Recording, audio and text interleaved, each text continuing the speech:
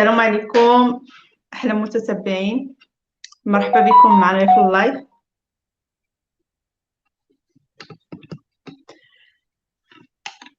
فوالا. مرحبا بكم معايا في اللايف. كنشكركم على الحضور ديالكم، واليوم غادي يكون واحد السلسلة جديدة في لي لايف ديال اليوتيوب، وجد سعيدة أن تكون ضيفة الشرف ديالي والافتتاح مع الدكتورة أسماء حمدوني. شرفتيني الدكتورة أسماء، مرحبا بك. شرف شرف ليا لاله حفيظه، شكرا بزاف على هاد الاعمال صراحه اللي تنعش الروح. ملي كنشوفوا مغربيات ما شاء الله وعيالات وفي الغربه، حنا كنعرفوا مزيان الغربه، واخا تكون وي، عايش عيشه ملكيه تكون دائما راك مغرب. انت تبارك الله زين. بينتي ان المراه المغربيه هي واحد الرمز ديال الشجاعه والقوه والتفاؤل، والله يعطيك الصحه. هادشي اللي نتمنى لك، وتحيه للجاليه شكرا المغربيه في المكان. شكرا لك دكتورة، وانت تبارك الله عليك كتنوري الشباب والمراهقين من خلال لي فيديو ديالك في القناة ديالك او في على الانستغرام تيك توك. تبارك الله نشيطة في مواقع التواصل الاجتماعي. اليوم غادي نهضروا على موضوع جد مهم الا وهو السؤال. ديجا مهم. درتي واحد الفيديو اللي تبارك الله وصل عدد مشاهدات كثيرة بزاف، والناس عجبهم، وشفت بزاف ديال الاسئلة طرحوها، خصوصا ان ركزتي على انهم ما ياخذوش الدواء. هادشي اللي كيعجب المغاربه انهم ما ياخذوش الدواء. علاش السعال نعمه؟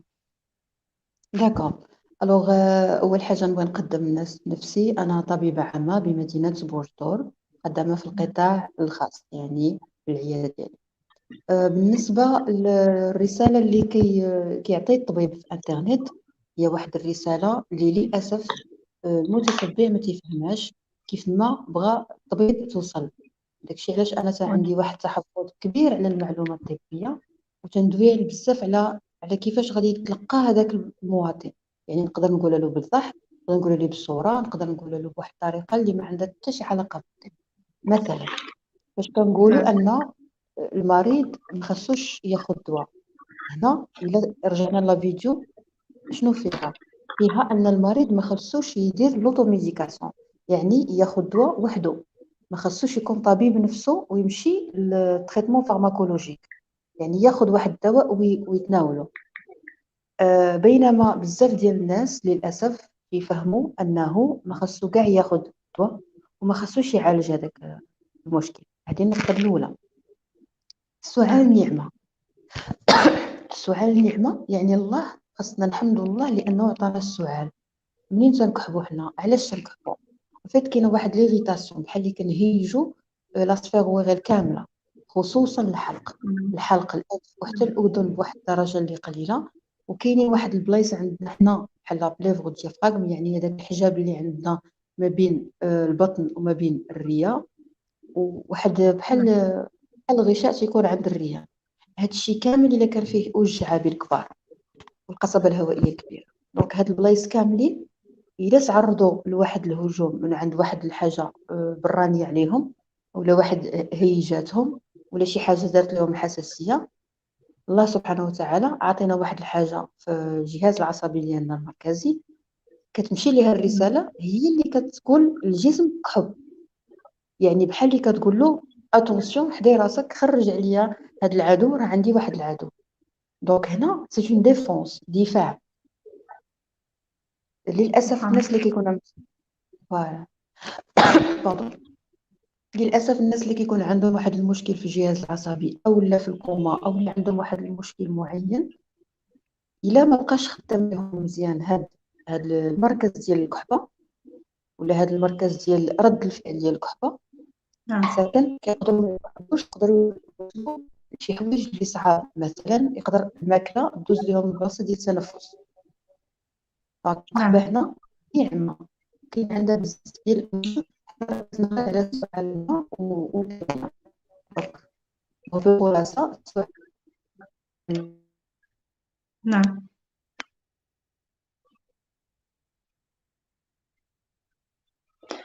كنظن الصوت كيتقطع دكتورة.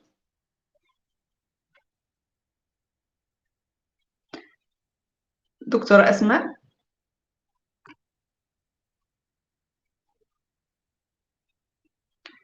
دكتورة أسماء. شوف واش كاين شي خطأ.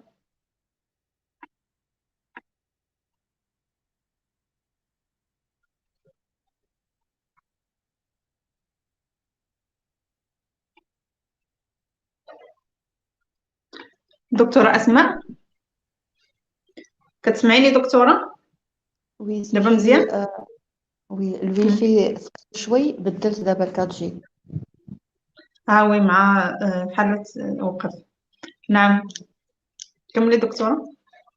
فوالا دونك السؤال النعمة لأن الله دار بزاف ديال بحال اللي قلتي بزاف ديال المحطات في الجسم موجودين باش أنه أي هجوم تعرض ليه الجهاز التنفسي كتمشي مم. الرسالة للجهاز العصبي المركزي، والجهاز العصبي المركزي عن طريق واحد العصب كيقول للجسم كحب كحب باش تحمي الجهاز التنفسي باش تخرج هذاك الشيء اللي كاين. دونك الكحبه مزيانه لانها كتخرج لينا اشنو كاين وما تخليناش نتعرضوا لهذيك ليغيتاسيون.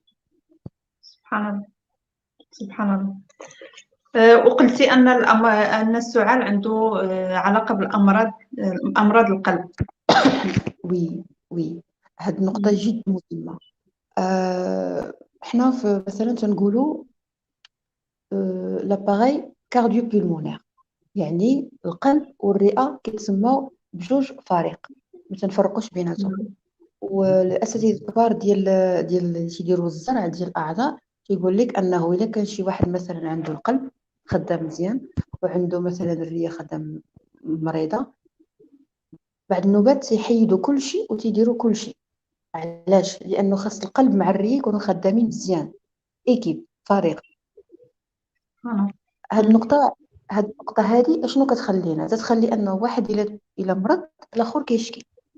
يعني بزاف د الانواع ديال السعال ديال الكحه اللي كتجي للناس كتكون السبب فيها ماشي ان الريه اللي مريضه، القلب اللي مريض. دونك القلب اللي سبحان الله. مريض وتيخلي فوالا تيخلي الريه بحال اللي قلتي هي اللي كتشكي. علاش؟ مم. لانه الدم ديال الانسان كيفاش الاكسجين تيدخل عندنا حنا للدم.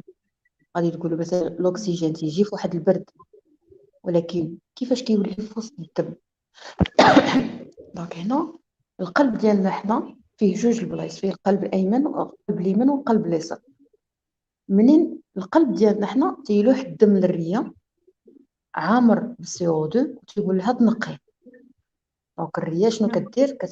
كتنقص من السي او 2 كتعمر هذاك الدم بالاكسجين وكتعاود تردو للقلب عن طريق عروق اخرين وتيبقاو مم. خدامين بحال هكا.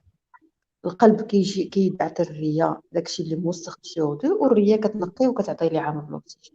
الا هاد الدوره كان فيها مشكل، يعني الا القلب ما قدرش انه هو ما يضخها بوم، الا ما كانش قادر على هاد الدوره هذه باش يتحملها، كيف قلت بحال شي واحد كيلعب الحبل. الا ما هذا اللي من هنا دور بواحد السجاد وهذا ما دورش، هذاك اللي تيلعب الحبل غادي يطيح. هذا الشيء هو اللي كيوقع للناس اللي كتكحب وهي مريضه بالقلب. دونك سبحان هنا الله. حنا دائما فعلا دونك حنا دائما خاصنا نفحصوا. اكبر خطا عندنا نعم لا. نعم، ضروري خص البحث عن الطبيب. مم. اييه دابا حنا للاسف عندنا مثلا الناس تيكون فيه الضيقة، تيكون صدرو تيصفر، تيكون تيكحل، تيمشي كياخد دواء ديال الضيقة. هذاك الدواء ديال الضيقة هو غادي يزيد يمرض ليه القلب، نعم. يعني كيتزير أكثر. دونك أكبر خطأ وخطر هو أن الإنسان ياخد دواء ديال الضيقة هو القلب ديالو مريض. يعني الصمامة مثلا ما خداماش، الصمامة هي اللي نعم. كتخلي بحال الروبيني، هذاك الروبيني ما خدامش مزيان اولا مزير اولا تيبقى محلول. دونك الدورة الدموية كاملة ما خداماش مزيان وهو مسكين تياخد في الدواء ديال الضيقة. هذا خطأ كبير. اللي ما دارش السناطة، اللي ما دارش مشاش عند الطبيب ودار السناطة، مستحيل. نعم. يعني أنا طبيبة مستحيل نعرف شي واحد يتكلم معايا يقول لي صدري كيصفر كذا واش تعطيني شي دواء. ممنوع منعا كليا إعطاء الدواء عن بعد. نعم. و فوالا وكاينين بعض الأعراض بحال النهجة، يعني كتلقى القلب مريض ولكن أعراض كاملة ديال الضيق، إذا ما نعم. نقربش الدواء. نعم، وتكلمتي كذلك دكتورة على الدم، يعني شنو المشكل إذا كان الدم في السرعة. هذا سؤال مزيان. اول حاجه نبغي نطمن الناس انه الا خرج لك الدم في الكحبه هذا ما كيعنيش ان عندك سرطان، لان الناس بزاف كتخاف من السرطان. نحيدوا من فعلا. راسنا هذا الخوف، نحيدوا من راسنا مم. هذا الخوف. انا كطبيبه ناكد انه العصب، التوتر اخطر من السرطان واخطر من السيده واخطر من كورونا. العصب، لأن مم. لأنه العصب كيجي بحال إلا وركتي على شي بطونة ديال 01 ديال مولينكس مثلا، طق مم. كتورك على الزيرو، الجسم كامل تيطفى، ما يقضي فيه لا دواء لا عملية لا حتى شي حاجة. إلا كان الإنسان معصب، إلا كان الإنسان لو بيان اتر تري امبورطون، خصك مم. تكون مرتاح كلشي عندك خدام مزيان. دونك بالنسبة للدم، الدم منين تيخرج من الفم ولا من الإفرازات اللي كتخرج من النيف، خاصنا نعرفوا أن أي طريق دازت من هذيك الإفرازات تقدر تكون الدم منها. يعني غادي نعطيو مثلا من النيف، نعطيو غير امثله بسيطه. كحبتي الدم ممنوع ليك تاخذ الدواء حتى دوز. كنشوفوا هذاك الشيء الاول اللي قلنا، القلب واش فيه شي مشكل، التنفس واش فيه شي مشكل. كنشوفوا الاعراض ديال ارتفاع الضغط في العروق ديال الرئه، يعني العروق ديال الرئه فيهم الضغط مرتفع. كنشوفوا واش كاين عندنا في الانف، واش الانف غير طايب، يعني غير فراجيليزي هذيك لا ميكوز، ماشي فيه شي سرطان ولا شي حاجه، غير هو طايب تيكون تيحرق بزاف. كنشوفوا نعم. واش كاين انسان عنده شي حبوبه داخل نيفو، واش مثلا الدم تينزل غير من جهه ولا من جوج جوايه. اذا كان تينزل من جوج جوايه غالبا تيكون لا طونسيون عند الانسان طالعه بزاف، تيكون تيرعف بزاف. ولكن الكحبه مع الدم نقلبوا مزيان النيف واش جات منه ولا لا. كنشوفوا بعض النوبات كتكون غير من اللثه ولا شي حبوبه ولا طياب ولا يعني مشكل عنده علاقه بالسنان. كاين نعم. الحلق، الحلق خاصنا نوقفوا فيه مزيان، لان تما كاين واحد البلاصه، واحد الكافور فين كتلاقى التنفس مع الماكله. يقدر يكون نعم. عندي انا البدايه ديال الجهاز الهضمي هي اللي فيها المشكل، يعني التنفس ما فيه حتى شي مشكل، ولكن هذاك الدم خارج لي من الجهاز الهضمي، يا من الفوق ديال نعم. المريء يا من التحت، يا هذاك المريء طاب بكثره الحموضه. وللاسف كنشوفوا الناس كياخذوا الدواء ديال حموضه المعده بواحد الشكل اللي تيخوف، حيت هذاك نعم. الدواء ديال المعده هو قبال هو براسو كيدير مشكل في الكلاوي في شحال من حاجه، وتيخسر الهضم، تيدير بزاف ديال الحوايج، وتيمنع الامتصاص ديال بزاف ديال المواد، لان خاصنا ضروري واحد حموضه معينه باش اننا نستافدوا من الماكله اللي كناكل. هنا كاين واحد نعم. الطريقه اخرى شنو كنتكلموا عليها، ديال المكملات الغذائيه. مستحيل المكمل الغذائي يعوض التغذيه. نعم. دونك هنايا اها تفضلي ماشي مشكل. نعم، يعني كتانسيستي ان الادويه ربما يعني كتعالج واحد الجهه وكتخسر كما كنقولوا، ولا كتخرج على اعضاء وحدين اخرين، لذلك يعني ما كتنصحيش انه ناخذ الادويه. ممنوع اخذ الادويه بدون استشاره الطبيب. وباش نعم. الناس تاكد مزيان ملي تعطلت في الخدمه باش نوريكم واحد الحاجه مهمه. هنا باش كتاخذ شي دواء كتكون واحد الاطار احمر كيقول لك ممنوع اخذ دواء بدون وصفه طبيه. هذا فيه، هذا فيه، ها هي، هذا فيه، شوفوا غير كاملين. الاطار. نعم. الناس دابا عندنا حنا يعني في المغرب كاين بزاف الاسباب اللي كتخليهم ياخذوا الدواء. كاين الجهل، كاين قله الوعي، وكاين واحد النوع ديال الناس الله يهدينا فيهم تيبغيو بين ليله وضحاها يوليو اطباء. فاش كتكلم معاهم تيقول لك لا انا نقدر نقرا شويه ونولي احسن من طبيب. انا شخصيا يعني القناعه ديالي بكل روح رياضيه كاع ما تيهمني هادشي. يعني فاش كنسمع الناس يقولوا انني نقدر نقرا في يوتيوب ونولي طبيب، مثلا كل واحد اللي قال لي حتى القمر خضر داكشي تيهمو، انا ما تيهمنيش. ولكن مع احتراماتي للجميع، ما يمكنش يعني طبيب قرا 7 سنين يعني حياته كامله في واحد الدراسه وواحد التخصص، وفي الخارج يجي واحد قرا من اليوتيوب، يعني لا يعقل. وللاسف هاد الناس يكون عندهم دبلومات عاليه، داروا دراسات عليا وعندهم واحد الثقة في النفس ما شاء الله، كتوصل لدرجة المخاطرة بالأرواح ديالهم، وتتعلموا.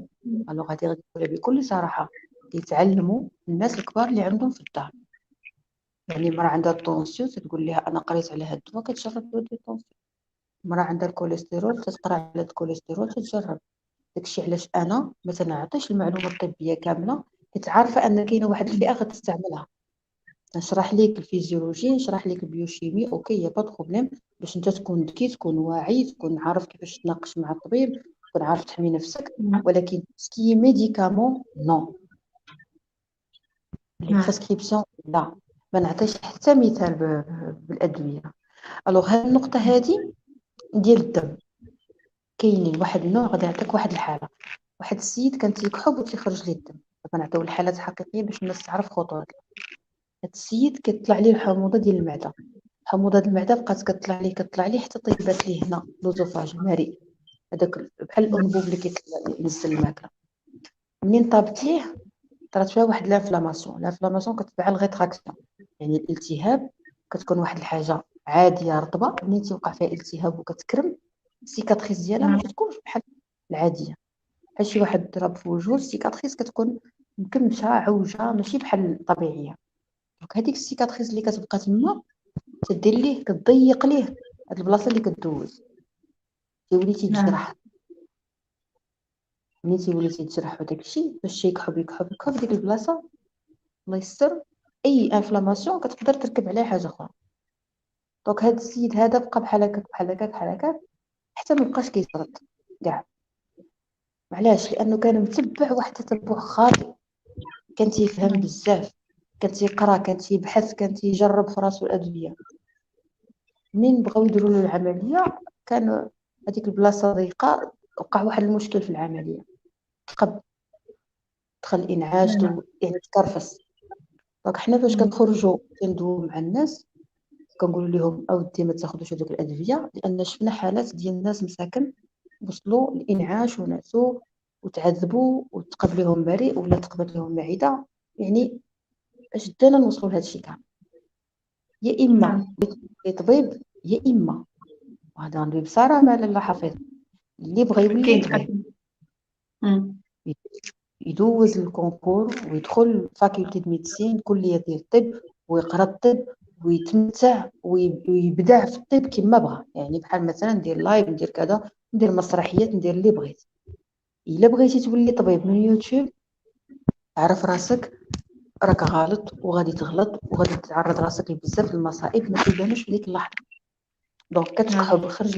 خرج لك الدم، اول حاجه كنفكر فيها السل، سرطان، تشمع الكبد، لي فاريس اللي كيكونوا في لوزوفاج في المريء، القلب المريض يمكن في اي لحظه يقدر يسكت. ماشي غير يسكت، يقدر يدير واحد الكره.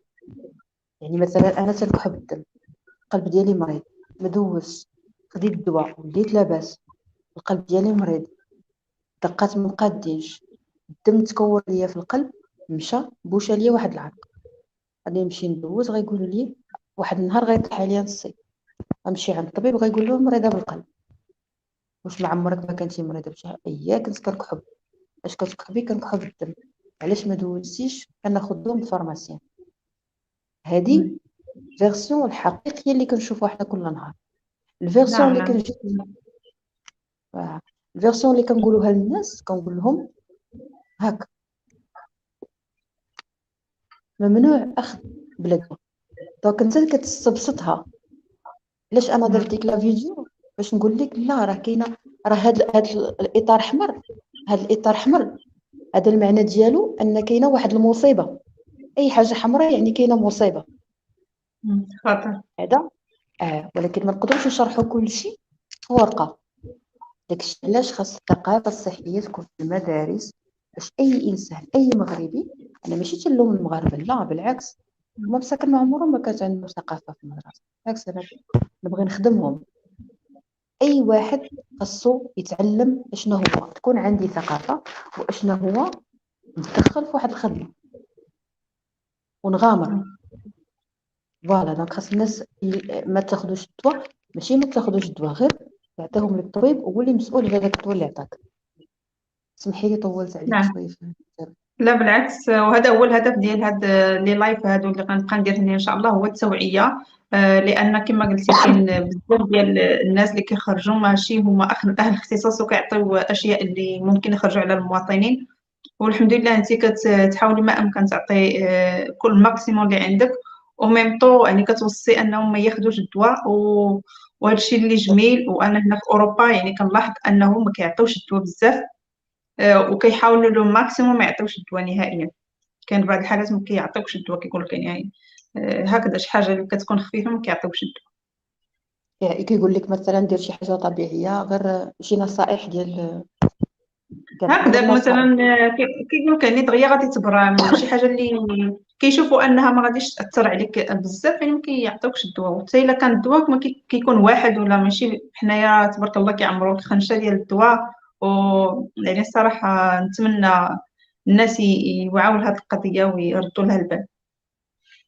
اكزاكتومون. كاين سبحان الله النفسي، الجانب النفسي كيأثر.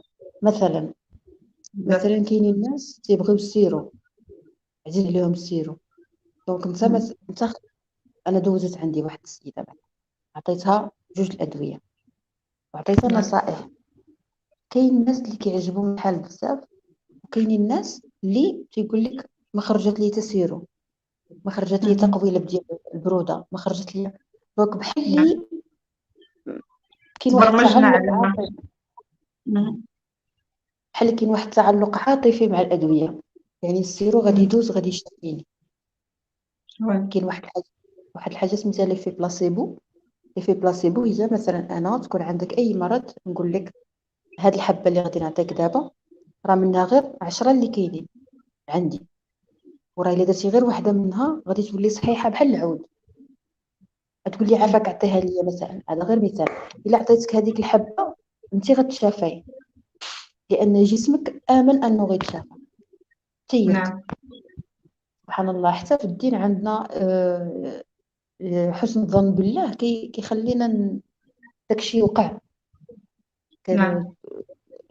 طاقة الجذب وكذا كتكون قوية فعلا عندنا. إلا بغينا نجذبوا لنا شي حاجة إيجابية كنجذبوا نعم. الإيجابي، إلا بغينا نجذبوا أكيد. للسلبي أنت خلاص هذا هو الدومين ديالك.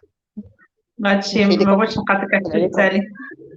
لا بالعكس، بالعكس، انت تبارك الله كتعطي طاقه ايجابيه وكتحاولي توصليها في المجال ديالك اللي هو المجال الطبي. فعلا يعني هادشي كنقرا دابا في الكوتشينغ وفي علم الطاقه ويعني في دورات اللي بديت كنديرهم. اللي بغيت تسجل معايا في الدوره ديالي ان شاء الله السبت والحد المجيين، الثمن جد رمزي. هكذا غير باش نوعي النساء ونوريهم بزاف ديال الاشياء وبزاف الحاجات اللي قريتها وجربتها وعطات معايا النتيجه الحمد لله. لذلك بغيت نوصلها، خصوصا كما قلتي الجانب النفسي. وديجا كما هضرنا في الانستغرام انه جل الامراض او نقولوا كلها جايه من الامراض النفسيه. يعني الامراض العضويه عندها علاقه جد وطيده بالامراض النفسيه. لذلك النفسيه ديالنا مهمه جدا، خصوصا انا كنتعامل مع نساء وكنقرب اللغه الاسبانيه وكيهضروا معايا وكيشوفوا يعني كيشوفوني في اليوتيوب هكذا والانستغرام وفي لي لايف اللي كندير في الانستغرام بزاف. بزاف ديال الاسئله الناس كيعانيو بزاف، خصوصا النساء لا هنا في اوروبا ولا في المغرب كيعانيو بزاف بزاف بزاف. لذلك حبيت انني نبقى نستضيف هكذا شخصيات باش ننشروا شويه ديال الوعي والناس يتوعوا في جميع المجالات الصحيه القانونيه. ان شاء الله غادي نجيب محامي هكذا لهادشي التنميه الذاتيه معايا، وغنجيب الناس اللي قريت عندهم. كنشكرك دكتوره اسماء، لانك انت كتعطي واحد الطاقه ايجابيه كما قلت لك كتحاول تعطيها في الدومين ديالك اللي هو المجال الطبي. وانا مرحبا باي واحد بقى يدخلوا بعد الانستغرام لان هو اللي فيه لي لايف بزاف. هنا في اليوتيوب ما عنديش الوقت باش نخدم في اليوتيوب. لذلك اللي بغى يزيد يستافد مجال التنميه الذاتيه او الكوتشينغ او الامراض، رسائل الامراض، بزاف ديال الاشياء اللي عندي في القناه في الباج ديالي ديال الانستغرام، حفيظة زهاني اوفيسيال. ودكتورة عندك ما تضيفي باش ننهيو اللقاء؟ وي، عندي واحد الحاجة زوينة نقولها للمتتبعين اللي كيتبعوني أنا. هاد لا فيديو الا سمحتي نديرو حتى في القناه ديالي. آه، اكيد.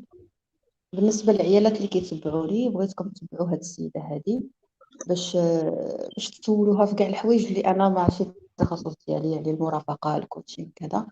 غادي تنفعكم اكثر من اللي يمكن في هاد النقطه. انا كنبغي بزاف نخدم مع الدراري الصغار، نعم. وحتى انا باغا نتعلم، لانه الرسول صلى الله عليه وسلم يقول لك اطلبوا العلم من المهد الى اللحد. انا كنتبدل اكيد. اون بيرمانونس. مم. انا كنتبدل، يعني انا في 2022 ماشي هي في 2021، ولا بقيت حيه في 2023 ان شاء الله ما نبغيش نكون بحال الاسماء ديال 2022. المبادئ اكيد. كنخليهم، ولكن انا راه من شهر لشهر كنتبدل. دونك دابا الفيرسيون الاخرى ديالي هي انني اي حاجه درتها في انترنت، طب ولا مرافقه ولا ضحك ولا مسرح ولا كذا، انا سنتكلم مع الوليدات الصغار ولقيت الراحه نعم. ديالي فيها. دونك الا شفتوني تندير ان لايف اللي فيه الضحك وفيه المسرح وفيه التفليه بين قوسين، فهذيك طريقه باش ان الشباب الصغار المراهقين الوليدات يبغوني ويتبعوني. دونك ماشي نعم. حيت انا تنقلل الحياء على الناس او لا ما كنحترمش المجتمع المحافظ او لا كذا، ولكن حيت انا تندوي مع واحد لا ترونشتاج اللي للاسف ملي كنشوفوا وليد واصل الاجرام، واصل الادمان، فقط لان ما لقاش واحد نعم. يتواصل معه بواحد الطريقه مزيانه. دونك انا بالنسبه لي هذا ضياع. اي شاب واحد الا مشى للادمان، انا نعم. بالنسبه لي هذاك ضياع البلاد كامله. هذاك الوليد اكيد. نقدروا نشدوه من ايديه. فوالا. بارك الله فيك لاله، والله يطول عمرك. شكرا اكيد على دكتور. الاستضافه. وشكرا لك، كنشكرك بزاف لانك ترافق الاطفال والشباب والمراهقين، وهذا هو اللي خاص يكون نورمالمون، لان كما قلتي خصنا ناخذوا بيديهم، بالعكس ماشي خصنا نزيدوا عليهم، لانهم اطفال اليوم او مراهقين اليوم هما اجيال الغد، لذلك خص ضروري التوعيه. وكنشكرك حتى انا على هذا الشيء اللي كديري معاهم، رغم كما قلتي يعني كاين انتقادات وكاين ناس اللي كيبان لهم هذا الشيء هذا، بيرو كنشكرك بزاف لانك كتستحقي تنتي المتابعه. اللي بغى المزيد من الفيديوهات الصحية يدخل عند الدكتورة أسماء حمدوني. كنشكرك بزاف وليلتك سعيدة. العفو لاله، مرحبا وسهلا. وشكرا لكم على التعاليق الطيبة. خديجة سلام حفيظة منورة ما شاء الله، تبارك الله عليك. فاطمة الله يبارك فيكم، شكرا لكم بزاف لي زاكس دو لي مسكري. شكرا لكم، السلام عليكم.